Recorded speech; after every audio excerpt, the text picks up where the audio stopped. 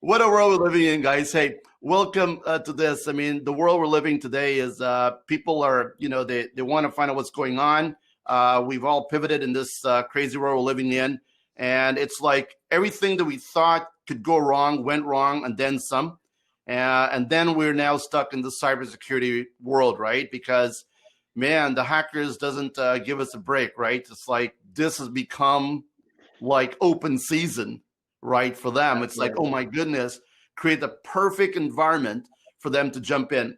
So I want to introduce Joe Cummins first. So he is from the CEO of a CyberNet IQ. He's been around the industry for quite a while. He's a global expert in the field. He understands the gig from the inside out, from a DNA level. And he actually does stuff with network resilience and cybersecurity operations, nation states and threat agents and all that crazy covert stuff. So he's going to be giving us some insights of what's happening in the channel, particularly in cybersecurity, what's happening. And then, of course, we're joined by Michael Contento. He's the CEO of My Blue Umbrella. He's a top MSP, Canada's 50 best MSPs. And he's not just pivoted, he pivoted like fast. And he was able to bring all of his customers along. And what an awesome thing he's done, because he also wrote a book, right? I mean, okay, we're in a pandemic. We got to do some work. So then Michael says, hell, I'm going to write a book on top of it.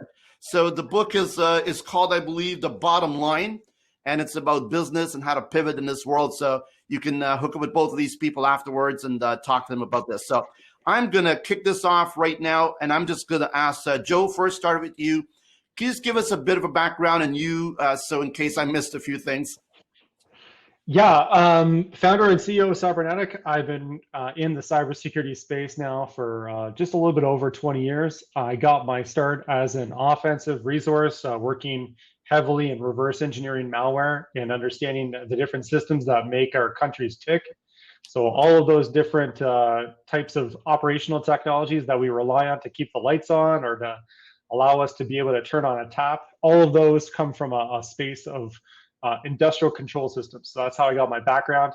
And then from here, I've been working on building out an attack surface analysis tool. So it's actually Google Maps for cybersecurity. I have the ability to present a clear landscape of every organization that we've worked with, and then allow them to be able to understand the different systems that they have inside of their environment and how they actually all work together to actually protect their own environment. Awesome. And Michael, give us a bit of background on you. So as you mentioned, My Blue Umbrella, we've been around 26 years. I'm the founder and CEO. We're about 33 strong in Toronto. We have offices, Toronto, Vaughan, and Owen Sound. For the most part, we basically run the IT shop for our clients. We work with great partners like Joe. We don't work with them directly, but companies like Joe, which we believe is one of our greatest strengths. We understand where we're strong in and where we definitely need help with. And when it comes to the intricacies of cybersecurity, we definitely love partnering up with the professionals like Joe. So My Blue Umbrella is essentially a really sound managed services practice today. Awesome. Man, look, if you went to the dictionary and you look for a cybersecurity expert, you'd have Joe's picture. And if you look for a perfect MSP, you'd have Michael's picture. So thank you guys for jumping into this. So so this is all open. If anybody want to chat, they could actually just ask their questions. But I got some ones to kick you off. So Joe, I mean, give us a bit of a landscape. What's happening right now in cybersecurity? What should be panicking us today? I wouldn't panic necessarily. I like to have keep calm and carry on type mentality. But some of the things that I keep my eyes focused on are the geopolitical side of cybersecurity. So right now, Canada and our Canadian partners, we are considered ripe targets for exploitation. There's a lot of different ways that people typically are being taken advantage of, whether it's phishing campaigns or targeted spear phishing campaigns, or if it's insider threats. Again, there is a lot of, and as you described it, it is quite like the Wild West right now, because we've gone from an outside-in perspective where Previously, we were set up to be from a defensive position. We've had to reconvert from a work from home model. A lot of those organizations who've been able to kind of meet the curve have been successful, and some of the ones that haven't have obviously fallen into the pitfalls that come along with that. So lots of great targets, lots of great opportunities for success, and of course, lots of opportunities for people to not necessarily meet that curve. Right on. So Michael, next question to you about what did you see happening with your customers and fast tracking it? What have you had to do to make sure your customers were able to stay afloat and protect themselves, button up those holes, if you will, in cybersecurity over the past 7, 8, 9 months? So when we first entered into the pandemic in March, my Blue Umbrella took a little different approach at first. Instead of going really heavy on IT, we built this theory. I think Julian, you and I spoke about it. We call it the triple S.T. Most of our clients, I would say most companies, including my Blue Umbrella, the first thing was, hey, are we going to survive this? We're shutting down. It's a global pandemic. What's happening? How do I survive this? The next phase we went into with our clients, so we spoke to them about survival. The next phase we went into was about stabilizing. Okay, now there's government grants, there's wheels in motion to make sure your business is secure. How do we start stabilizing the company? How do we start connecting the data? And that's where we start to talk about cybersecurity. And like I said, Julian, one of my greatest accomplishments in life was when I accepted that I don't know everything. And having people like Joe as partners has been one of our biggest success at My Blue Umbrella. So during the stabilize, we leaned on our partners, our security specialists, and we see what are the missing links we're looking for when we're stabilizing our clients. I will say, Joe, and I'm sure you're going to agree, what we found, Julian, the biggest thing for our clients was training, making them fundamentally understand their weaknesses. They just look at a computer and they automatically think, oh, I have antivirus, so I'm fine.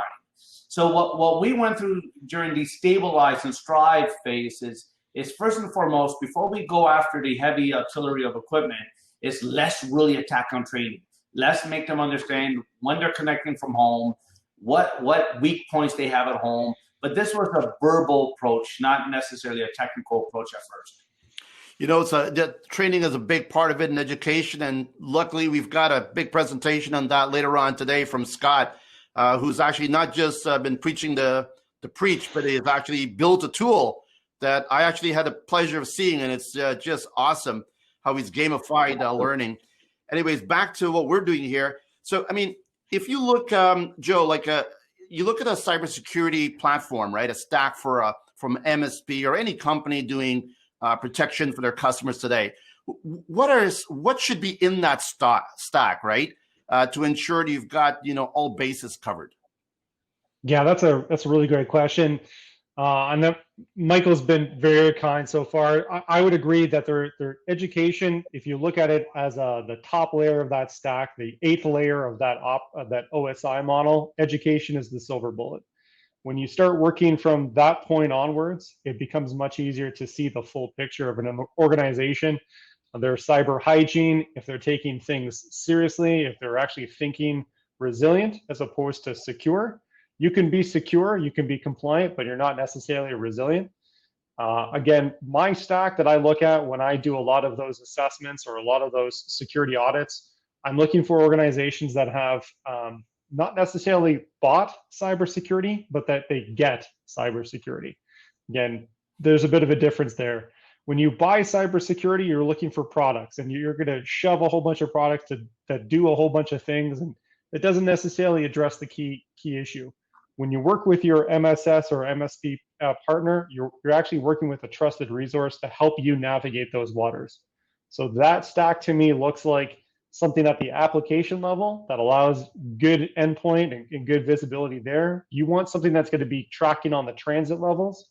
So all those different tendrils that come out of your environment, the security connections that might be able to be circumvented.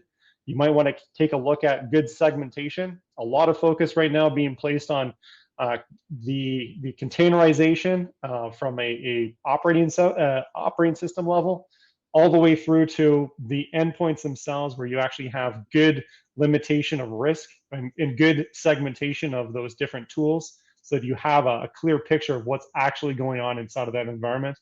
And then something that is actually going to be able to necessarily move the spectrum back towards the functional level. So again, on the one hand, you've got security. On the other hand, you've got functionality. You want to be able to kind of dial that in precisely. And again, not necessarily allow your employees to circumvent or work around those security thresholds or those security controls that have been deployed.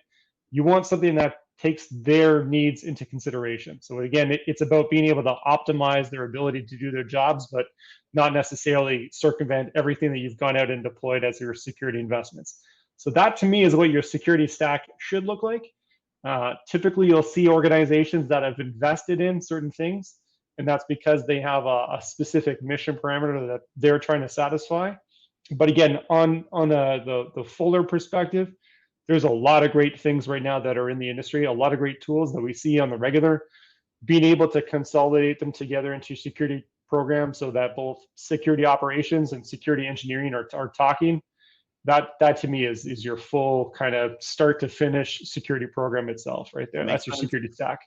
Yeah, it just can't be a shopping list, right? You just can't just go buy stuff and just put it on and turn the switches on it. They've got to work together. They've got to connect together. They got to talk exactly together, right? So precisely. Yeah. So Michael, what's in your security stack? Oh, geez, now having a pro like Joe audit me is not necessarily a good thing here. So we took a multi-vendor approach when it comes to security, and we took a multi-layer approach. And what I mean by that, so we designed something what we call our baseline security, and our baseline security is a combination of applications. First and foremost, I know it's simple, it's ignored, it's the bottom dollar of security. But having a strong regiment of patch management, security updates is by far the most essential. Without having users ignoring the updates is one of the biggest weak points. So in our baseline security, we have our patch management. Then we go into a 2FA, and it's not necessarily a phone or text 2FA. We use Cisco Duo, a great product. I'm sure there's a million other great products out there. To get into the computer. Once we're into the computer, we do the managed AV, managed malware, and managed anti-spam. And then outside the computer, outside the network, outside the firewall, we do the floating DNS, Cisco Umbrella, previous OpenDNS. So we took a multi-layer, multi-approach, and this is all one package. We don't sell it individually. We say to a client, hey, you need to buy baseline security. This is the cost, and these are all the layers that we're protecting. That's the way we do it. Makes sense. So, by the way, if you get an emergency call, the government's testing the phones today. So don't panic. We're not burning up. It's just an emergency call. Let's do that now, So one other question for you, Michael. Do you outsource in-house or a hybrid? What's your playbook? Yeah. It's definitely a hybrid. Like I said, so not to repeat the quote, but one of my greatest is when I realized I don't know everything. And when it gets to Joe's level of security, when it gets to that layer of true cybersecurity, that's definitely something my Blue Umbrella lean on professionals on. So we have our internal security. Like I said, we deal with the baseline security, we deal with the firewalls, we deal with a certain amount of security. But then when it comes to the true pen testing, when it comes to higher level dark web and vulnerability testing, we give it up to our pros. We give it up to our partners that really, and we don't hide it either, Julian. We are very blatantly honest with our clients. We say, hey, this isn't a white label My Blue Umbrella. We're bringing in a partner. That's all they do. And it's much appreciated by our clients. Yeah, man, transparency is critical. So Joe, put yourself in the shoe of an end customer, right? And how do you first know if you're even vulnerable? Like, how do you know if your MSP, right, has got the right stuff to help protect you? I mean, what do you do? Yeah, that's a great question, and I wouldn't want to presume or throw any MSP under the bus. Again, not me, Joe. Not me. I gave you compliments right now, okay, Joe. So don't pick on me right now. No. In all seriousness, there is it is a difficult water to navigate. There is a constant changing, constantly evolving threat landscape. So the typical way that I coach some of our teams to work with it or work with that understanding is that there are two different types of networks in the world. Those that are owned by a nation state and those that don't know it yet. So when you operate in that constant state of uncertainty, you have a much a lower threshold for risk, and you're much easier able to navigate those waters. For me, the greatest concern that I see for a lot of organizations that turn a blind eye to it, or because they see it every day, it becomes part of the furniture. That to me is the ones that have the greatest challenge with their cybersecurity resiliency. What I've tried to encourage and what I've tried to train on, and by extension, I try to walk the walk as opposed to just simply talk the talk.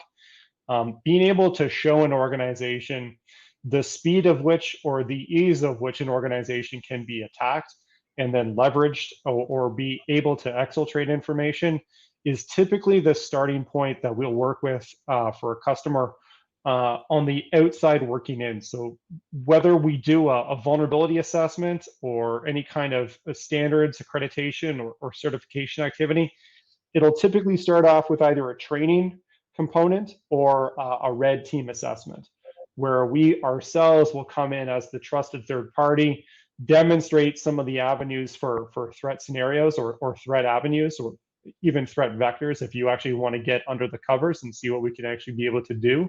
And again, that was part of my daily bread and butter for a large majority of my career prior to getting into the technology side of things. So again, those organizations that take their cybersecurity seriously are the ones who will start off with a competitive understanding of what they look like from the outside in, and then start to work with the different mechanisms that they have through either their MSP partners, and again, hold their own feet to the fire, and then by extension, work with them directly to be able to kind of level up. And again, we're all fallible creatures. We're trying to do our best with limited resources. Again, more heads are better than one. Got it.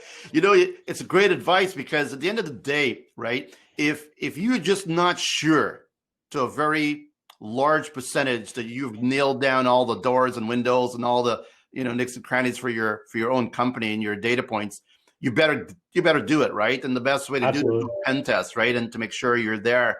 So that's a given. I think everybody should be doing this no matter what, right? And I think it's not just one time, is it? You got to rinse and repeat this maybe more often, right? So Sure. what a world we're living in. So Michael, my next question to you is like, what's keeping you awake at night when it comes to cybersecurity? I mean, we know now that hackers got their sights on MSPs because hack one, get many, right? So you've got a big target now on your back as an MSP, right? What keeps you awake at night, and what are you doing to protect that? You know, I feel we're going to need 45 minutes on that question, but it's kind of twofold, Julian. It's you know, the IT industry as a whole, and I know, you know, we're all in the IT industry here, is, you know, we've been portrayed for a good while, you know, we're a cost center. You need to do it cheaper. Why do we need that? Do we really need that?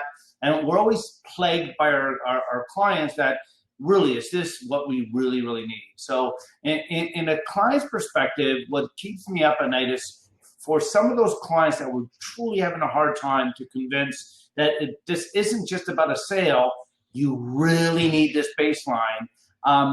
You know, that truly keeps me up. But what we did to mitigate that during the pandemic, and this is not a legal approach. This is not, we didn't use legal jargon.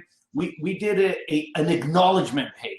And we're simply saying, hey, Joe, we're strongly suggesting you need to do this to protect yourself in this day and age. And we understand that you don't think it's necessary, but can you just acknowledge here that we recommended that? That made us start sleeping a bit better. On the MSP side and having a target on our back, absolutely, because I think they're intertwined one way or another. For those clients that are choosing not to protect them, and we are truly managing their network, they become a vulnerability to us as well, because we're always in their network. We're always managing their network. So what keeps me up is it's not necessarily is one or the other. We're all one big web. We're all intertwined one way or another. And our weakest, the weakest security point is always the weakest security link to that web. And so it could be my umbrella, but it could be my umbrella through a connection of our clients, if that makes sense. Yeah, it makes total sense. I mean, these days you've got to look at the whole thing from top to end. Hey, Joe, just a general question. Do you think the white hats or the black hats are winning so far, if you had to put it in a football term? Depends on what day you're looking at things. I would say the black hats are usually winning when they get the news of the day, when you see some of the bigger breaches that have hit Canadians, and again, globally, some of the bigger names that have gone down. That's the day that I think that the adversary is winning. There are some other days, though, that, and again, maybe this is just drawing off of my own background, but our successes are private and our failures are public. So again, you don't necessarily want the adversary to know when you're winning or when you own them or when you've been able to defeat that attack. But I feel more confident when I see some of the teams that we've been working with, and maybe Michael, you know some of these guys yourselves, when you actually see them succeed and they manage to defeat a long-standing attack path, or they are able now to fully mitigate a very large security control or defend against an onslaught of DDoS that they were not prepared for. Those are the days that I think that we've been able to successfully be able to pull back that or be able to recover the ball or whatever sports analogy you want to use for the day. But again, from my perspective, we're winning when we publicly don't have any problems. When we have business as usual, when everything's hunky-dory, that's the day that I know the good guys are winning. Yeah, I think you're right. I mean, I think a lot of the hackers out there, when they win is when they change the rules, or they're one step ahead. So this is one game that the rules get changed midstream, even when you got the ball in the air. So, if you look at the world of cybersecurity today, we hear a lot about social engineering. I mean, I know we're getting a lot of hits as well. And sometimes you got to think twice when you look at stuff, and they're attacking social networks to learn more about us. And it's big business, it's like almost like they're the biggest business right now on the market, right? So once that happens, you can have more players getting into it. In some ways, it's probably a good time to be a hacker, but you didn't hear me say that. It's an opportunity situation, but it is what it is. I mean, in this world, we have problems and we have issues that people create, and then there's going to be someone that's going to be looking at an opportunistic way to kind of get in there. Getting back to you, Michael, obviously you've got your customers. Have you seen or have one crazy story about a customer that maybe did not, concede to your recommendation that got hit? Yeah, I thought long and hard. Long and hard. I was afraid you would ask that question. Don't call it name. Yeah, well, how about this? Instead of saying one of the many crazy stories, okay, I'm going to throw myself under the bus because I truly believe training is essential. As Joe put it, it definitely is the silver bullet. I will tell you that it happened to me, and thank God our security system worked. I received an email, and my wife doesn't email me often, and this email sounded incredible. It was literally her language. She spoke exactly like my wife. It made all the sense in the world, and it had the link. Should we buy this? And I should have caught on. When I read the email twice. She signed off, "I love you." And the last time my wife said I love you to me was 15 years ago. And, I think that was the mistake that I just didn't see. But I clicked on that link, and right away, one of my texts, teams me and says, "What the hell are you doing? Why are you clicking on that?" I said, "What do you mean? What are you talking about?" I still didn't know what he was talking about. And he says, "You just engaged something. We're taking care of it." And when I went back to the email, I said, "Oh my God, it wasn't my wife." And I noticed the "I love you." I said, "Shit, I caught on to it," right? So I will tell you my crazy story because I'm just afraid the client stories, they're so vivid that if it gets out, it won't make me look good. That's a great story. Well, I think deep down inside, Michael, you wanted your wife to say, "I love you." And I hope that evening she was able. So excited. Yeah. Remember, you've got to say, "I love you" as well if you want to get it reciprocal, right? So always remember that. So Joe, I want to ask you about the craziest story, but is there stuff that you would recommend? What's your best advice right now for both MSPs and vendors looking to nail this one down? What would you say? Wow, best advice. I would say, going back to your previous comment, the adversary, the enemy force, if you will, the offensive teams right now, if they were a country, they would have the 13th largest GDP in the world. So when you start thinking it along those lines, and again, I look at cybersecurity through the lens, and perhaps this is just based off of my own background, but I look at it as a nation-to-nation activity. So we were 100% on the ball just a moment ago when we were talking about interconnectedness. We are all part of a very well intertwined system and a lot of different components that are all pulled together. And each one of those individual components has inherent weaknesses. The obligation of the MSP, the MSSP, the security operator like myself, or the technology, we need to be working together just like a school of fish. We need to have that very close interconnected relationship. We need to be mindful of what it looks like, and we need to be looking for ways to win together. Not wanting to quote too many generals of long times past, but again, we all succeed and we all fail together. I am in the chain of thought of Voltaire, where the best shots are the ones that win wars, as opposed to big battalions. When we have the ability to all work collectively and concentrate our activities together, we have a much greater chance of success. And the last thing I'll comment on is, again, it's not necessarily my space, but when I find that there's an opportunity for another collaborator or partner to be able to succeed where I can't, my obligation is to help that individual or organization make benefit of it. So again, the best place to store excess food is in somebody else's tummy. And again, you'll have a friend for life, and you'll be demonstrating good partnerships. That just to me is the better business school of belief there. That's awesome. Awesome advice and well quoted. Michael, I'll ask you the same last question as well. What's your best advice for MSPs today, being one yourself? What should they be doing today when it comes to cybersecurity? Let's continue on the play of interconnection. Is fully understand what that means in their environment, in their client's environment, and truly how they're managing that. From internal resources, from internal tool sets, to external clients, and how they're doing that. It's a rinse and repeat from what they're doing internally into their client's environment, and ultimately how they're controlling those layers. Excellent.